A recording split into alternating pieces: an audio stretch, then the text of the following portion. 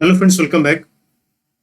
तो 67 बीपीएससी का एग्ज़ाम जैसा कि नोटिफाई हुआ है, इसके अकॉर्डिंग आपका 12 दिसंबर को एग्ज़ाम होना तय है। ओके, अगर फर्दर अब एक्सटेंड नहीं होता है तो 12 दिसंबर को आपको एग्ज़ाम होगा। तो हम जो टारगेट कर रहे हैं कि आपका अक्टूबर तक सारा का सारा सिलेबस खत्म हो जाए, ताकि उसके बाद जो बचे आपके पास 40 डेज रहते हैं, इंक्लूडिंग नवंबर का पूरा महीना, और दिसंबर में आपको 10 दिन, तो 40 दिन में आपका अच्छी तरीके से रिवीजन हो जाए। तो उसी दरमियान हमने यहाँ पर एक जो 1000 MCQs की सीरीज स्टार्ट की हुई है, जिसमें हम करंट अफेयर से रिलेटेड सारे एमसीक्यूज देखेंगे। तो इसमें नेशनल करंट अफेयर्स भी आएंगे, और वो कंप्लीट होने के बाद फिर बिहार स्पेशल जो करंट अफेयर्स होते हैं उसको भी इसमें इंक्लूड किया जाएगा। तो इस सीरीज में ये हमारा फोर्थ पार्ट होगा, या सेट नंबर 4 होगा जो आप कह लें, जिसमें हम अगेन 25 क्वेश्चंस को देखेंगे, जिसमें 66 से लेके 90 क्वेश्चन तक हम देखने वाले हैं। तो इससे पहले 65 क्वेश्चंस हो चुके हैं, तो 25 इसमें इंक्लूड करेंगे तो आपका 90 कंप्लीट हो जाएगा। ठीक है, तो चलिए स्टार्ट करते हैं पहले क्वेश्चन से। तो पहला क्वेश्चन है ये, India recently participated in the first historic virtual summit of which association in March 2021। यानी कि 2021 में एक एसोसिएशन की मीटिंग होती है जो उसकी पहली वर्चुअल समिट या मीटिंग थी। ये ओवरऑल क्वेश्चन आपका नंबर 66 है, बट इसमें आपको 26 दिख रहा है। खैर, number is not important, question is important. Okay, तो आपको बताना है कि 2000 मार्च 21 में ये कौन सा ऑर्गेनाइजेशन था। तो आंसर तो यहीं पर लिखा हुआ है, दिस इज द क्वाड। अब क्वाड होता क्या है? क्वाड क्या है? ये 4 कंट्रीज का एक एसोसिएशन है। एक अभी तक ये इनफॉर्मल एसोसिएशन है, ये फॉर्मल नहीं हुआ है। तो अभी तक ये इनफॉर्मल एसोसिएशन है, जिसमें इंडिया, जापान, ऑस्ट्रेलिया और यूएसए, ये 4 कंट्रीज हैं इस क्वाड के अंदर में। ओके, तो क्वाड का मतलब भी होता है 4। तो ये 4 कंट्रीज है इसके अंडर में, और इनकी पहली वर्चुअल मीटिंग मार्च 2021 में की गई थी। ओके, तो याद रखना है, और ये भी याद रखना है कि इसमें कौन कौन सी कंट्रीज आती है। अब चूंकि इंडिया इसका पार्ट है, इसलिए थोड़ा इंपॉर्टेंट हो जाता है, पूछा जा सकता है कि इंडिया इसका पार्ट है या नहीं है। ओके, चलिए नेक्स्ट क्वेश्चन देखते हैं। नेक्स्ट क्वेश्चन में देखते हैं, as per a recent BOFA, BOFA का मतलब होता है bank of America. This is bank of America. तो इसके एक रिपोर्ट के अनुसार, what is the average consumer price index during October 2016 to March 2020। Okay, तो इसके रिपोर्ट के अनुसार, बैंक ऑफ अमेरिका की रिपोर्ट के अनुसार, अक्टूबर 2016 से मार्च 2020 के बीच में जो एवरेज कंज्यूमर प्राइस इंडेक्स है वो बताना है। ठीक है, तो ऑप्शन इसका आपको जो 4 दिए हुए, इसमें से आपका ऑप्शन सी होगा। 3.9%। बीपीएससी में सीधा आपको डेटा पूछे जाते हैं, परसेंटेज वगैरह पूछे जाते हैं, तो ये आपको इंपॉर्टेंट हो जाता है। तो आपको डेटा एग्जैक्ट याद रखना है। ध्यान रखिएगा, आपको अप्रोक्सीमेशन में डेटा नहीं याद रखना है। अगर आप अप्रोक्सीमेशन में याद रखेंगे तो आपका जो ई ऑप्शन है आपका काम खराब कर देगा। ओके, अगर ई ऑप्शन नहीं होता तो अप्रोक्स में आप याद करके काम चला सकते हैं, लेकिन जो ई ऑप्शन है वो आपको फोर्स करता है कि आपको अप्रोक्स में याद नहीं रखना है, एग्जैक्ट याद रखना है। चलिए नेक्स्ट क्वेश्चन देखते हैं। Who became the first Indian women cricketer to score 10,000 runs across all formats? Okay, तो सभी फॉर्मेट्स में 10,000 रन यहाँ पर बनाने वाली कौन सी पहली भारतीय महिला क्रिकेटर है, उनका नाम बताना है।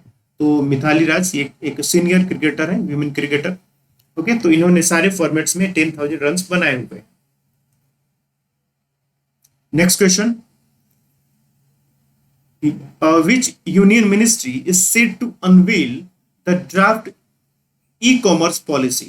तो ये आपको ऐसे भी याद रहेगा कि ई कॉमर्स पॉलिसी है, तो आपकी ये ministry of commerce and industry से ही रिलेटेड है। और इसमें एक डिपार्टमेंट है आपका DPIIT, department for promotion of industry and internal trade, इसका आपको फुल फॉर्म होता है। तो ये आपको ministry of commerce and industry के अंडर में आता है। तो इसके थ्रू ही, इस डिपार्टमेंट ने ही आपको ये पॉलिसी, ई कॉमर्स पॉलिसी को का ड्राफ्ट ये बनाया हुआ है। ओके, तो याद रखना ही आपको। Next question, what is the frequency of the labour ministry's establishment based job survey for the organise sector. यहाँ पर यह कहना है कि जो labour ministry establishment based job survey आता है, यानी कि लेबर मिनिस्ट्री जो सर्वे निकालती है, ओके, जॉब के लिए, जॉब बेस्ड एस्टेब्लिशमेंट्स का, establishments in the sense company हो गई, फैक्ट्री हो गई, ओके, तो जॉब के हिसाब से जो कंपनीज होती हैं उनका यहाँ पर रैंकिंग निकाला जाता है लेबर मिनिस्ट्री के द्वारा। तो वो फ्रीक्वेंसी क्या है, यानी कि कितने कितने टाइम पर उसको निकाला जाता है उस रिपोर्ट को, तो ये बताना है आपको। तो ये क्वार्टरली होता है, ओके, तो हर क्वार्टरली में आपको ये रिपोर्ट जो होते हैं वो निकाले जाते हैं। तो क्वार्टरली का मतलब होता है one quarter, quarter in the sense कि 1/4, यानी कि 12 का 1/4 मतलब 3 मंथ्स होगा। तो हर 3 महीने पर आपको ये रिपोर्ट निकाली जाती है। और ध्यान रखना है फॉर ऑर्गेनाइज सेक्टर के लिए है, ये अनऑर्गेनाइज सेक्टर के लिए नहीं है। तो ये भी आपका एक कीवर्ड हो सकता है कि यहां से भी आपसे क्वेश्चन पूछा जा सकता है। चलिए नेक्स्ट क्वेश्चन देखते हैं। Which bank in India has linked a deal for borrowing linked to SOFR, यानी कि सिक्योर्ड ओवरनाइट फाइनेंसिंग रेट। तो वैसे बैंक का नाम है SBI, जिसने क्या है कि SOFR को लिंक किया है अपनी बोरोइंग के लिए। देखिए ये क्या होता है, SOFR जो होते हैं ये बेंचमार्क होते हैं, दिस आर बेंचमार्क। आपको पता है कि RBI ने ये कंपलसरी कर दिया है कि जो बेंचमार्क, एक्सटर्नल बेंचमार्क हो, उनको बैंक्स को फॉलो करना हो, और उसी बेंचमार्क के अकॉर्डिंग ही वो अपने लेंडिंग रेट्स वगैरह रख सकते हैं, यानी कि जो लोन देते हैं उस पर इंटरेस्ट वगैरह रख सकते हैं। ठीक है, तो ये चीज आपको याद रखना है कि ये RBI के द्वारा मैंडेटरी किया गया है। तो यहाँ पर SBI ने कौन सा बेंचमार्क फॉलो किया है, वो है SOFR, यानी कि सिक्योर्ड ओवरनाइट फाइनेंसिंग रेट। तो ये SBI के द्वारा इस बेंचमार्क को फॉलो किया जाता है।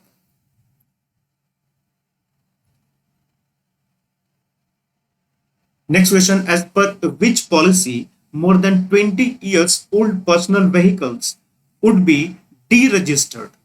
Okay, would be deregistered from June 1, 2024। तो बताना है कि यहाँ पर जो मिनिस्ट्री है, transport ministry, union transport ministry, उन्होंने एक पॉलिसी लाया है। उस पॉलिसी का नाम है व्हीकल स्क्रैपिंग पॉलिसी। इस पॉलिसी के अनुसार क्या होगा कि जो व्हीकल 20 साल से ज्यादा हो गए हैं, यानी कि 20 साल से पुराने हो गए हो, उनकी एज 20 साल से ज्यादा हो गई हो, तो उनको क्या किया जाएगा, डी रजिस्टर्ड किया जाएगा, यानी कि उनका जो रजिस्ट्रेशन होता है ना, RC जो होती है, उसको रिन्यूअल नहीं किया जाएगा। ठीक है, तो इसको इफेक्टिव किया जाएगा जून 1, 2024 से। तो यहाँ पर ये पॉलिसी का नाम तो इंपॉर्टेंट है ही, साथ ही साथ में ये डेट भी आपके लिए इंपॉर्टेंट है। यूपीएससी इस तरीके की क्वेश्चन, सॉरी बीपीएससी इस तरीके की क्वेश्चन पूछती है, वो डेट भी पूछती है। तो ध्यान रखना है कि 1 जून 2024 से ये पॉलिसी इफेक्टिव होने वाला है। उसके बाद 20 साल से पुराने जो व्हीकल्स होंगे, उनकी जो RC होती है, उसको रिन्यू नहीं किया जाएगा। Next question, India recently launched N AI, means artificial intelligence research and development initiative with which country? Okay, तो यहां पर आप देखेंगे कि मार्च में इंडिया और USA के बीच में एक एग्रीमेंट साइन किया जाता है, और उस एग्रीमेंट के अकॉर्डिंग आर्टिफिशियल इंटेलिजेंस के एरिया में R&D के लिए, यानी कि रिसर्च एंड डेवलपमेंट के लिए भी एक वहां पर एग्रीमेंट किया जाता है। ओके, तो ये मार्च महीना में होता है, this is India and USA के बीच में। ओके, तो ये आपको याद रखना, मार्च महीना 2021 का है ये। Next question, as per the Insurance Amendment Bill 2021, what is the new FDI limit in the insurance sector? Okay, तो ये जो नया बिल आपको ये 2021 में लाया गया इंश्योरेंस अमेंडमेंट बिल, पहले इंश्योरेंस सेक्टर में जो FDI था वो अलाउ था आपको 49%, तो इसको बढ़ा के कितना की जाने की बात की जा रही है, तो इसको बढ़ा के बात की जा रही है 74% तक करने की। तो बिल में आपको इसका FDI लिमिट 74%, 49 से 74% तक बढ़ा के की जाने के बाद की गई है। Next question, what is the name of India's first indigenously developed app store? जैसे कि गूगल का ऐप स्टोर है ना, उस तरीके से iOS का ऐप स्टोर है, जो एप्पल होता है उसका ऐप स्टोर होता है। तो यहाँ पर इंडिया ने अपना एक ऐप स्टोर यहाँ पर लॉन्च किया है, डेवलप किया है, जिसपे अभी मोर देन 1000 एप्स उस पर मौजूद है। ओके, तो नाम आपको ये बताना है कि इंडिया का पहला जो डोमेस्टिक रूप से, इंडिजिनस रूप से जो विकसित किया गया ऐप स्टोर है, उसका नाम क्या है? तो ये है मोबाइल सेवा ऐप स्टोर, जो कि इंडिया का अपना ये डोमेस्टिक, पहला डोमेस्टिक आपको developed app store, like Google play and all this. तो नाम याद रखना है, मोबाइल सेवा app store. Which state has passed a bill to recover damages from protesters? Okay, यानी कि कोई अगर प्रोटेस्ट करता है, मूवमेंट करता है, हड़ताल करता है, तो अगर उसकी वजह से कोई फिजिकल थिंग्स का नुकसान होता है, किसी गाड़ी को उन्होंने जला दिया, किसी बिल्डिंग को नुकसान पहुंचा दिया, तो ये जितना भी नुकसान होगा, ये जितना डैमेज होगा, उसकी रिकवरी प्रोटेस्टर से की जाएगी, जो प्रोटेस्ट कर रहे हैं उन्हीं से की जाएगी। ठीक है, तो इस तरीके का एक बिल पास किया गया है हरियाणा गवर्नमेंट के द्वारा। तो ये आपको याद रखना है। ये इस चीज को देखते हुए किया गया है कि यहाँ पर किसान प्रोटेस्ट जो चल रहा है हरियाणा दिल्ली के बॉर्डर पर, तो इस चीज को देखते हुए यहाँ पर आपको हरियाणा गवर्नमेंट ने ये बिल लाया हुआ है।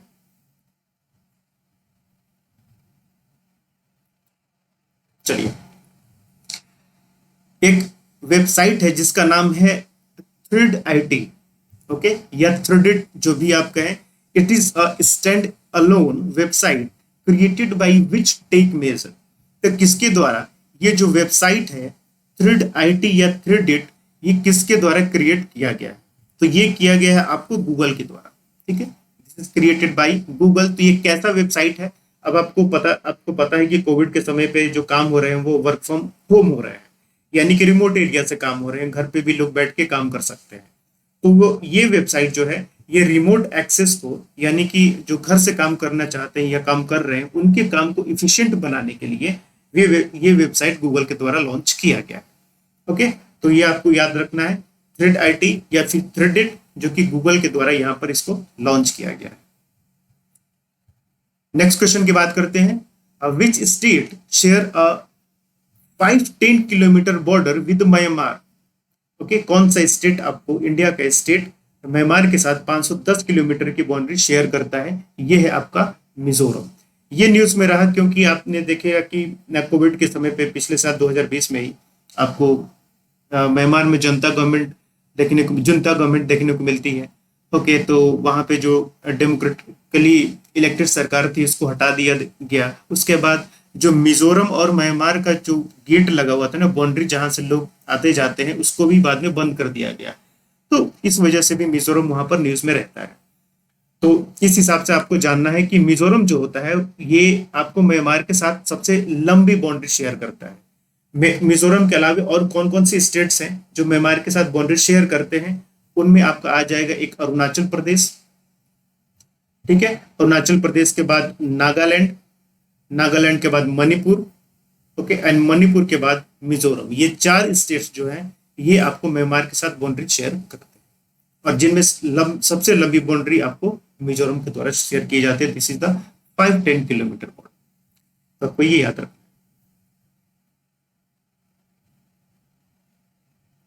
Next, Divyansh Singh Panwar and Elavenil Valarivan who were in the news recently are associated with which sport? Delhi में एक गेम हुआ था जो कि आपको शूटिंग का गेम था। शूटिंग का ये वर्ल्ड चैंपियनशिप था, ठीक है, शूटिंग का ये वर्ल्ड चैंपियनशिप था। तो इसमें इन्होंने, आपको देवांश सिंह पनवार ने और इला वेनिल ने यहाँ पर पार्टिसिपेट किया था, और इन दोनों को गोल्ड मेडल मिला हुआ था इस वर्ल्ड चैंपियनशिप में। तो इस वजह से ये न्यूज में रहता है। तो आपको बताना है कि ये किन से बिलोंग करते हैं। तो ये आपको शूटिंग से बिलोंग करते हैं, ये आपको याद रखना है। ऐसे क्वेश्चन आते हैं, हर साल पूछे जाते हैं कि कौन किससे बिलोंग करता है, अलग अलग एरिया से। It is not important to sport के अलावा कोई पॉलिटिशियन हो गया, म्यूजिशियन हो गया, तो वो सभी पूछे जाते हैं। नेक्स्ट, नयूबू न्यूगाम येरको is the first indigenous knowledge system school has been inaugurated at which state? ठीक है, ये एक स्कूल का नाम है, समझ गए?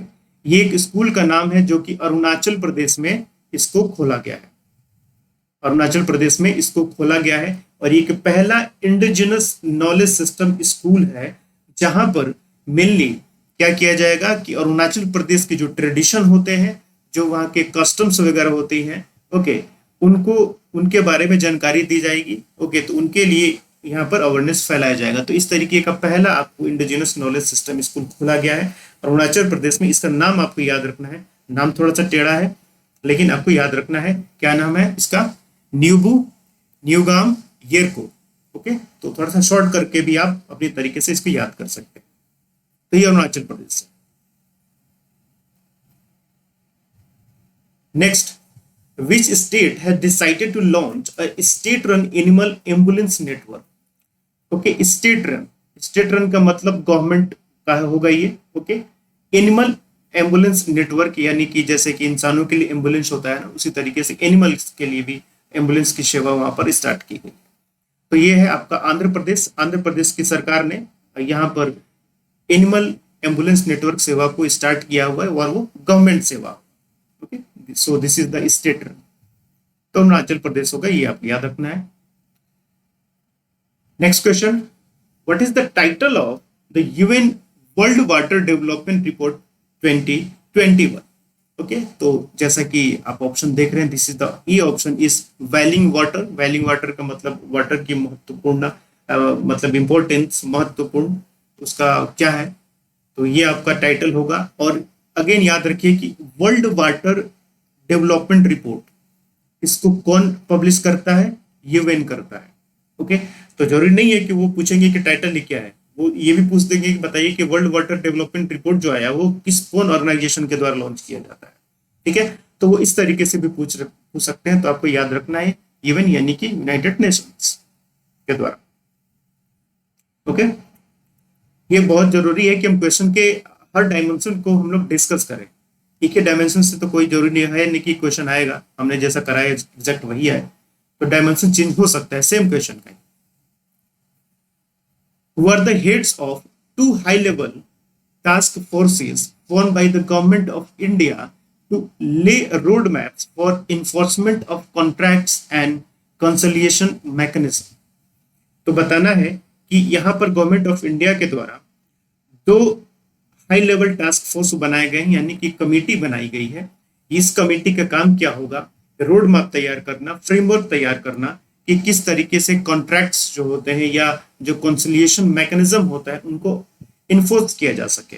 इसका मतलब क्या होगा? कॉन्ट्रैक्ट्स वगैरह क्या होते हैं, जैसे कि कंपनीज वगैरह के साथ साइन होता है। ओके, तो वो किस तरीके कॉन्ट्रैक्ट्स होना चाहिए, अगर डिस्प्यूट होता है तो फिर हमारा कंसिलिएशन मैकेनिज्म क्या होगा, रेजोल्यूशन कैसे कर सकते हैं हम डिस्प्यूट को। तो इससे रिलेटेड क्या होगा कि फ्रेमवर्क बनाने की जिम्मेदारी जिस कमेटी को दी गई है उसके हेड कौन है, ओके, उस दोनों कमेटी के, वो आपको बताना है। तो यहां पर आपको ऑप्शन सी होगा, राजीव कुमार और अमिताभ कांत। ये दोनों अलग अलग कमेटी है। ओके, दो कमेटी बनी हुई थी और दोनों, एक कमेटी के आपको राजीव कुमार है और दूसरी कमेटी के अमिताभ कांत है। ओके, तो यह ध्यान रखना है।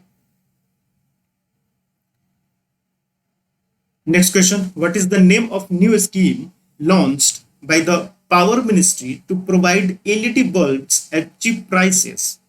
Okay, तो पावर मिनिस्ट्री के द्वारा ये लॉन्च किया गया है। ये पहला आपका कीवर्ड हो गया क्या, और दूसरा क्या है कि एलईडी बल्ब देना है किस पर? एट चीप प्राइसेस पर। दूसरा चीज ये हो गया, ध्यान रखिएगा फ्री ऑफ कॉस्ट की बात नहीं हो रही यहाँ। This is not the free of cost case, ये चीप प्राइस पर दिया जाएगा, फ्री नहीं दिया जाएगा। तो ये भी आपको याद रखना है, ये एक आपका तीसरा कीवर्ड। ओके, अब उस प्रोग्राम का नाम क्या है? उस प्रोग्राम का नाम है Gram Ujala. This is the fourth keyword. तो यहाँ से चार तरीके से आपको क्वेश्चन पूछा जा सकता है, या तो मिनिस्ट्री का नाम पूछा जा सकता है, या फिर क्या प्रोवाइड किया जाएगा, तो एलईडी बल्ब क्या वो फ्री प्रोवाइड किया जाएगा? नहीं, वो सस्ता प्रोवाइड किया जाएगा बट फ्री नहीं। और स्कीम का नाम होगा ग्राम उजाला, जिसके तहत ये एलईडी बल्ब प्रोवाइड किए जाएंगे।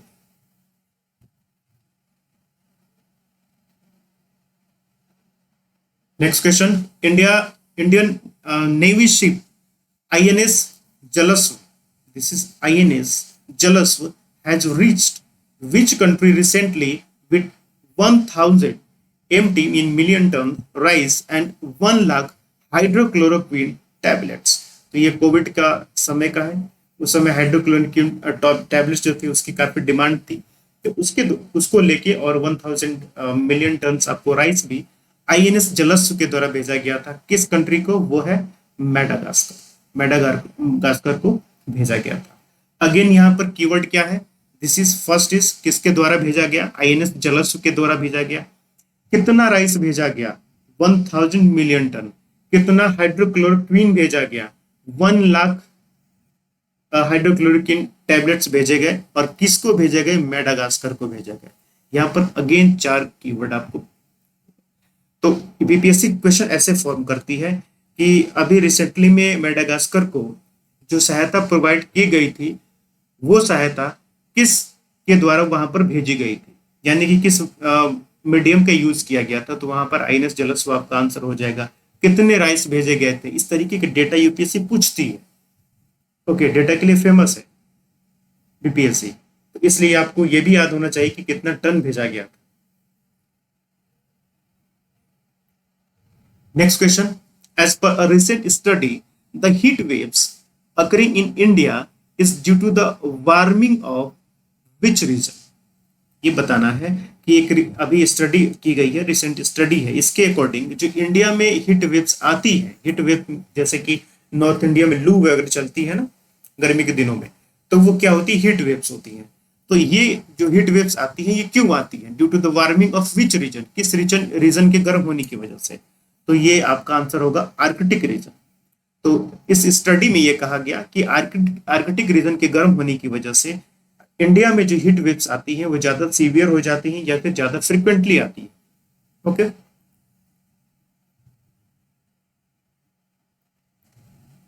Next question, road map for the promotion of India as MICE destination in Khajuraho was launched recently. तो व्हाट इज माइस? ओके, यानी कि आपको माइस का फुल फॉर्म बताना है। तो this is the B option, meeting, incentives, conferences and exhibition. Okay, तो MICE destination in Khajuraho, तो खजुराहो के लिए ये माइस स्कीम को लॉन्च किया गया है। ओके, तो ये आपको फुल फॉर्म भी याद रखना है, बीपीएससी फुल फॉर्म भी पूछती है। ठीक है, और इसका यहाँ पर 2 चीजें हो गई, एक तो माइस का आपको फुल फॉर्म याद रखना है, और किसके लिए है ये? डेस्टिनेशन टू खजुराहो, तो खजुराहो के लिए है। तो 2 चीजें आपको यहाँ पर इंपॉर्टेंट हो जाती है जो आपको याद रखना है। Next question, who has been recommended by the chief justice of India S A. Bobde as his successor? You know, S A. Bobde अभी जो हमारे चीफ जस्टिस है, chief justice means supreme court के, तो इन्होंने अपने सक्सेसर को बताया है। आपको ये पता है ना, अपने पॉलिटी में पढ़ा होगा कि यहाँ जुडिशरी जो होती है वही क्या करती है कि रिकमेंड करती है नेम्स को, कि कौन कौन लोगों को हाई कोर्ट या सुप्रीम कोर्ट के जज के तौर पर अपॉइंट किया जाना चाहिए। ओके, तो यहाँ पर इनके द्वारा ये बताया गया है। ये केवल ऐसा नहीं है कि चीफ जस्टिस ही रिकमेंड करते हैं, बिल्कुल ऐसा नहीं है। चीफ जस्टिस के साथ 4 सीनियर मोस्ट और जो जज होते हैं सुप्रीम कोर्ट के, ये 5 लोग बैठ के ये डिसाइड करते हैं, रिकमेंड करते हैं गवर्नमेंट को कि आपको इनको जज बनाना चाहिए सुप्रीम कोर्ट के या फिर हाई कोर्ट के। तो इन्होंने जो आपको रिकमेंडेशन भेजी है सरकार को, उसमें एन.ए. रमन्ना ये एक नाम है जिसको ये चाहते हैं कि सक्सेसर बनाया जाए, यानी कि इनके बाद chief justice of India N V. Ramana को बनाया जाए।